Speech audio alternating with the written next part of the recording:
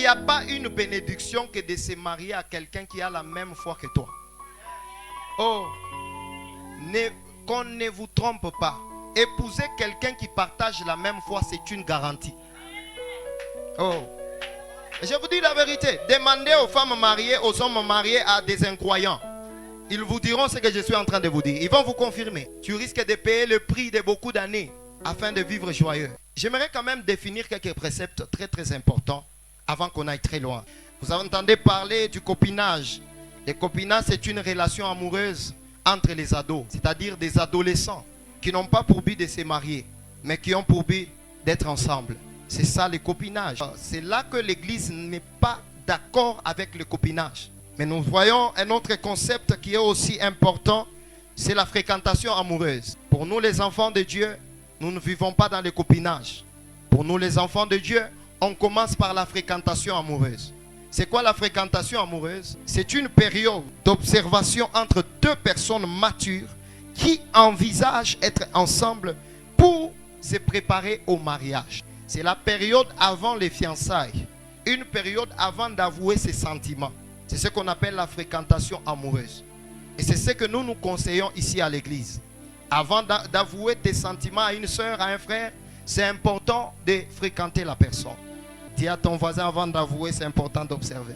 Le troisième concept, ce sont les fiançailles.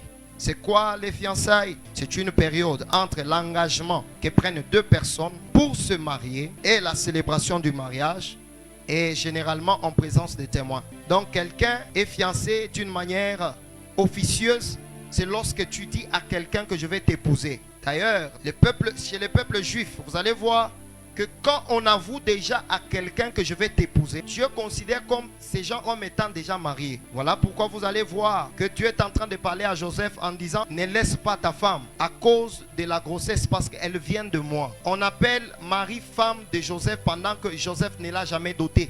Ils étaient dans les fiançailles. Donc il ne faut jamais négliger les fiançailles. C'est une période très très importante. Pour Dieu, quand tu promets à quelqu'un le mariage, dans ton esprit, tu l'as déjà marié. C'est comme quand quelqu'un regarde une femme avec convoitise, dans son cœur, il a déjà commis l'impudicité ou l'adultère. Ça, c'est d'une manière officieuse.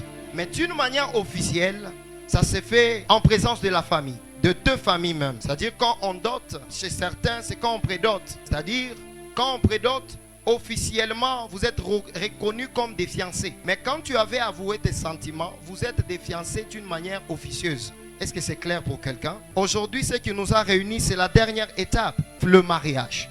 Le mariage, c'est quoi? Le mariage est une union entre deux personnes reconnues officiellement par la loi ou les règles en vigueur, dans le but de s'unir à vie en formant un couple ou un foyer stable. Donc, vous comprenez que le mariage est une union entre deux personnes qui sont reconnus officiellement par la loi ou par les règles en vigueur localement dans le but de s'unir à vie en formant un couple. Aujourd'hui, si vous le voyez ici devant l'église, pourquoi doit-on célébrer le mariage à l'église? Avant que je ne puisse y répondre, vous voyez dans nos familles africaines, quand tu meurs là, il y a un oncle qui viendra toujours de quelque part et il va venir pour vouloir s'emparer des biens. Alors c'est important que vous puissiez sécuriser. Ça, c'est l'importance du mariage civil. Et aujourd'hui, c'est le mariage religieux. Pourquoi on doit célébrer le mariage à l'église? Mes frères, la Bible est en train de dire que le mariage soit honoré de tous. C'est que l'honneur ne doit pas venir seulement de l'État. L'honneur ne doit pas venir seulement des familles. Mais l'honneur doit venir aussi de l'église. Parce que ce sont des entités qui influencent sur la terre.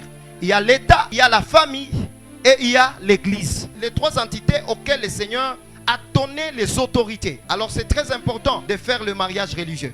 Je conseille à une sœur qui avait déjà planifié d'aller chez lui après le mariage civil. Ce n'est pas intéressant. C'est important que vous soyez bénis. Même dans le jardin d'Éden, Dieu lui-même les a bénis. C'est important que vous ayez une bénédiction prophétique sur votre vie. C'est là que vous voyez même les liens de famille, les liens de mari, de nuit, de femmes, de nuit peuvent lâcher facilement parce que nous prions pour vous et nous vous consacrons à l'Éternel. Nous avons compris l'importance de la bénédiction nuptiale. Donc, mes frères, ça doit être honoré de tous. Et les mariés doivent recevoir une bénédiction d'une personne que Dieu a établie sur l'église. Amen, amen.